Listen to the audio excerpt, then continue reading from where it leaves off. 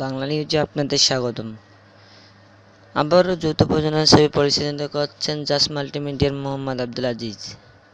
এই ছবির উপলক্ষে হাসানুল হক ইনুকে ডাকলে তিনি ছবির উদ্বোধন করেন এবং উদ্বোধন করে বলেন, সব ধরনের ছবি দেশে দরকার, তাই প্রতিটি ছবিতে আমাদের মনোযোগী হতে হবে। সেটি যৌথ প্রযোজনা হোক আর আমাদের দেশি হোক, ছবি বাংলা ছবি মানে বাংলা ছবি। আমরা তো আর ইংলিশের সাথে যৌথ প্রযোজনা ছবি করতেছি না, তাই আমরা বাংলা ছবিতেই আছি।